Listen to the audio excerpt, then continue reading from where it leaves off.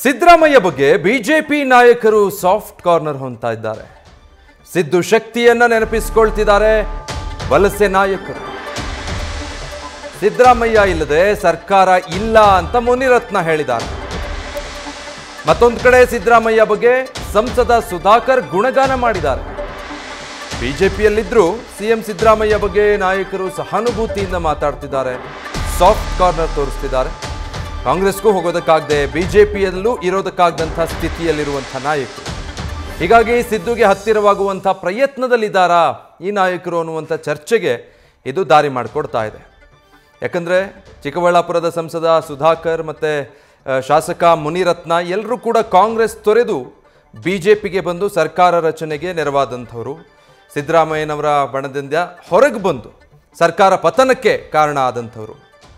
ಆದರೆ ಈಗ ಸದ್ಯ ರಾಜ್ಯದ ರಾಜಕೀಯ ಸನ್ನಿವೇಶಗಳ ಆಧಾರವಾಗಿಟ್ಕೊಂಡು ಸಿದ್ದರಾಮಯ್ಯನವರ ಬಗ್ಗೆ ಸಾಫ್ಟ್ ಸ್ಟೇಟ್ಮೆಂಟ್ಗಳನ್ನು ಕೊಡ್ತಿದ್ದಾರೆ. ಸಿದ್ದರಾಮಯ್ಯನವರ ರಾಜಕೀಯ ಶಕ್ತಿ ಸಾಮರ್ಥ್ಯ ಏನು ಅನ್ನೋದನ್ನು ನೆನಪಿಸ್ಕೊಳ್ಳೋದಕ್ಕೆ ಮುಂದಾಗಿದ್ದಾರೆ.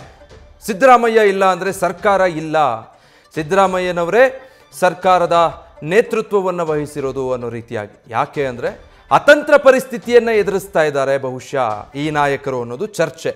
ಈಗ ಬಿಜೆಪಿಯಲ್ಲೂ ಇರೋದಕ್ಕಾಗ್ತಾ ಇಲ್ಲ, ಸರಿಯಾದ ಸ್ಥಾನಮಾನಗಳು ಸಿಗ್ತಾ ಇಲ್ಲ, ಅಥವಾ ಅವರದ್ದೇ ಆದಂಥ ಅಸಮಾಧಾನಗಳಿದ್ದಾವೆ. ಮತ್ತೊಂದು ಕಡೆ ಕಾಂಗ್ರೆಸ್ಗೂ ಹೋಗಲಾರದಂಥ ಪರಿಸ್ಥಿತಿ. ಯಾಕಂದರೆ ಕಾಂಗ್ರೆಸ್ JDS ಸಮ್ಮಿಶ್ರ ಸರ್ಕಾರ ಇದ್ದಾಗ ಅದನ್ನು ಕೆಡವಿ ಹೊರಗೆ ಬಂದಂಥವರು ಇವರೆಲ್ಲ. ಹೀಗಾಗಿ ಮತ್ತೆ ಕಾಂಗ್ರೆಸ್ ಪಕ್ಷಕ್ಕೆ ಹೋಗೋ ದಾರಿ ಅಷ್ಟು ಸುಲಭ ಇಲ್ಲ. ಹಾಗಂತ ಬಿಜೆಪಿಯಲ್ಲಿ ಈಗ ತಮ್ಮ ರಾಜಕೀಯ ಭವಿಷ್ಯವನ್ನು ಭದ್ರ ಮಾಡಿಕೊಂಡಿದ್ದಾರಾ? ಅಲ್ಲೂ ಕೂಡ ಅತಂತ್ರವಾಗಿದೆ ಪರಿಸ್ಥಿತಿ ಅನ್ನೋ ಹಂತಕ್ಕೆ ತಲುಪಿದ್ದಾರೆ. ಹೀಗಾಗಿ ಮತ್ತೆ ಸಿದ್ದರಾಮಯ್ಯನವರ ಬಣ ಸೇರ್ಕೊಳ್ಳೋದಕ್ಕೋ ಇನ್ನೇನಾದರೂ ಪ್ಲ್ಯಾನ್ ಇಟ್ಕೊಂಡು ಈ ನಾಯಕರು ಈ ರೀತಿಯಾಗಿ ಚರ್ಚೆ ಮಾಡ್ತಿರಬಹುದು ಅಥವಾ ಇಂಥ ಹೇಳಿಕೆಗಳನ್ನು ಕೊಡ್ತಿರಬಹುದು ಅಂತ ರಾಜಕೀಯ ವಲಯದಲ್ಲಿ ಇದು ತೀವ್ರ ಚರ್ಚೆಗೆ ದಾರಿ ಮಾಡಿಕೊಡ್ತಾ ಇದೆ.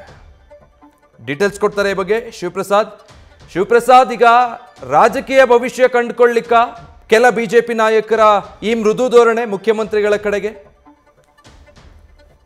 ಈಗಾಗಲೇ ಬಿಜೆಪಿ ಸೇರಿರ್ತಕ್ಕಂಥ ಹಲವು ನಾಯಕರು ತಮಗೆ ಪಶ್ಚಾತ್ತಾಪದ ಮಾತುಗಳನ್ನ ಆಡ್ತಾ ಇದ್ದಾರೆ. ಅಂದ್ರೆ ಅವರು ಕಾಂಗ್ರೆಸ್ ತೊರೆದು ಬಿಜೆಪಿ ಸೇರ್ತಕ್ಕಂಥ ಸಂದರ್ಭದಲ್ಲಿ ಸಿದ್ದರಾಮಯ್ಯ ಯಾವ ರೀತಿ ಕನ್ವಿನ್ಸ್ ಮಾಡಿದ್ರು ಅಂತಕ್ಕಂಥ ವಿಚಾರವನ್ನ ಸಂಸದ ಸುಧಾಕರ್ ಅವರು ಬಿಚ್ಚಿಟ್ರು. ಆ ನಂತರ ನಿನ್ನೆಯಷ್ಟೇ ಮುನಿರತ್ನ ಅವರು ಮಾತಾಡ್ಬೇಕಾದಂತ ಸಂದರ್ಭದಲ್ಲೂ ಕೂಡ ಸಿದ್ದರಾಮಯ್ಯ ಅವರ ಪತನ ಆದಂತ ನಂತರ ಸರ್ಕಾರನೂ ಕೂಡ ಬೀಳುತ್ತೆ ಅಂತಕ್ಕಂಥ ಮಾತನಾಡಿದ್ದಾರೆ. ಆ ಮೂಲಕ ಒಂದ್ ಕಡೆ ಬಿಜೆಪಿಯಲ್ಲಿ ತಮ್ಮ ಸ್ಥಾನವನ್ನ ಭದ್ರ ಮಾಡ್ಕೊಳ್ಳೋದ್ರ ಜೊತೆಗೆ ಅವ್ರನ್ನ ಸರಿಯಾಗಿ ನಡೆಸ್ಕೊಳ್ತಾ ಇಲ್ಲ ಅಂತಕ್ಕಂಥ ಅಸಮಾಧಾನದ ಮಾತುಗಳನ್ನು ಕೂಡ ಆಡ್ತಾ ಇದ್ದಾರೆ. ಸದ್ಯ ಒಂದ್ ಕಡೆ ಬಿಜೆಪಿಯಲ್ಲಿ ಅಸಮಾಧಾನಿತ ವಲಸೆ ಹೋಗಿರ್ತಕ್ಕಂಥ ನಾಯಕರುಗಳು ಕಾಂಗ್ರೆಸ್ ಜೊತೆ ಬರ್ತಾರೆ ಅಂತಕ್ಕಂಥ ಮಾತುಗಳು ಕೂಡ ಈಗ ಮುನ್ನೆಲೆಗೆ ಬಂದಿದೆ. ಈ ವಿಚಾರ ಕುರಿತಂತೆ ಈಗ ಯಾವ ರೀತಿ ನಡೆಸ್ಕೊಳ್ತಾ ಇದ್ದಾರೆ ಬಿಜೆಪಿಯಲ್ಲಿ ಅಂತಕ್ಕಂಥ ವಿಚಾರ ಒಂದ್ ಕಡೆ ಆದ್ರೆ, ಇನ್ನೊಂದ್ ಕಡೆ ಆಂತರಿಕವಾಗಿ ಬಿಜೆಪಿ ರಾಜ್ಯಾಧ್ಯಕ್ಷರ ವಿರುದ್ಧ ತಮ್ಮ ಅಸಮಾಧಾನವನ್ನು ಕೂಡ ಹೊರ ಹಾಕ್ತಾ ಇರ್ತಕ್ಕಂಥದ್ದು, ನಾಯಕತ್ವ ಬದಲಾವಣೆಗೆ ಬಿಗಿ ಪಟ್ಟನ್ನ ಹಿಡಿದಿರ್ತಕ್ಕಂಥದ್ದು. ಈ ಎಲ್ಲಾ ಬೆಳವಣಿಗೆಗಳ ನಡುವೆಯೂ ಕೂಡ ಅನೇಕ ನಾಯಕರುಗಳು ಕಾಂಗ್ರೆಸ್ ಅಲ್ಲಿ, ಅದರಲ್ಲೂ ಸಿದ್ದರಾಮಯ್ಯ ಅವರನ್ನ ಹೊಗಳೋದ್ರ ಮುಖಾಂತರ ತಮ್ಮ ಪಶ್ಚಾತ್ತಾಪದ ಮಾತುಗಳ ಜೊತೆಗೆ ಅಲ್ಲಿ ಪಕ್ಷವನ್ನ ಬಿಡ್ತಕ್ಕಂಥ ವಿಚಾರ ಕುರಿತಂತೆನೂ ಕೂಡ ಮಾತುಕತೆಯನ್ನ ಆಡ್ತಾ ಇದ್ದಾರೆ ಅಂತಕ್ಕಂಥ ಮಾತುಗಳು ಕೂಡ ಬರ್ತಾ ಇದಾವೆ. ಇದರ ಜೊತೆಗೆ ಸದ್ಯ ಸಿದ್ದರಾಮಯ್ಯ ಅವರ ವಿರುದ್ಧ ಸಾಫ್ಟ್ ಕಾರನ್ನ ತೋರೋದ್ರ ಮುಖಾಂತರ ತಾವು ಬಿಜೆಪಿಯಲ್ಲಿ ಅಂದ್ರೆ ಕಾಂಗ್ರೆಸ್ ಇಂದ ಬಿಟ್ಟು ಬಂದಿರತಕ್ಕಂಥ ವಿಚಾರ ಇರ್ಬೋದು, ಮತ್ತೆ ಬಿಜೆಪಿಯಲ್ಲಿ ಅವ್ರನ್ನ ನಡೆಸ್ಕೊಳ್ತಾ ಇರ್ತಕ್ಕಂಥ ನಡವಳಿಕೆ ಸರಿ ಇಲ್ಲ ಅಂತಕ್ಕಂಥ ಮಾತುಗಳನ್ನ ಬಹಿರಂಗವಾಗಿ ಹೇಳ್ದೇ ಇದ್ರು. ಆ ರೀತಿಯ ಒಂದು ಬೆಳವಣಿಗೆ ಕೂಡ ಈಗ ಪಕ್ಷದಲ್ಲಿ ಆಗ್ತಾ ಇದೆ ಅಂತಕ್ಕಂಥ ಮಾಹಿತಿ ಲಭ್ಯವಾಗ್ತಾ ಇದೆ.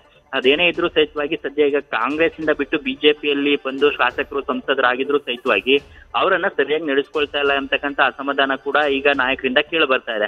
ಹಾಗಾಗಿ ಸದ್ಯ ಮುಂದಿನ ರಾಜಕಾರಣ ಇರ್ಬೋದು, ಭವಿಷ್ಯದ ವಿದ್ಯಮಾನ ಇರ್ಬೋದು, ಒಂದ್ ಕಡೆ ಅನುದಾನ ಪಡಿತಕ್ಕಂಥದ್ದು ಇರ್ಬೋದು, ಅಥವಾ ಇತರ ನಾಯಕರುಗಳು ಬಿಜೆಪಿಗೆ ಹೋಗಿರ್ತಕ್ಕಂಥ ಕಾಂಗ್ರೆಸ್ ಇಂದ ಬಂದಂತ ನಾಯಕರುಗಳನ್ನ ಸರಿಯಾಗಿ ನಡೆಸ್ಕೊಳ್ದೇ ಇರ್ತಕ್ಕಂಥ ವಿಚಾರ ಒಂದ್ ಕಡೆ ಆದ್ರೆ, ಇನ್ನೊಂದ್ ಕಡೆ ಕಾಂಗ್ರೆಸ್ ನಾಯಕರು ಕೆಲವೊಂದಿಷ್ಟು ನಾಯಕರನ್ನ ಟಾರ್ಗೆಟ್ ಮಾಡ್ತಾ ಇದ್ದಾರೆ.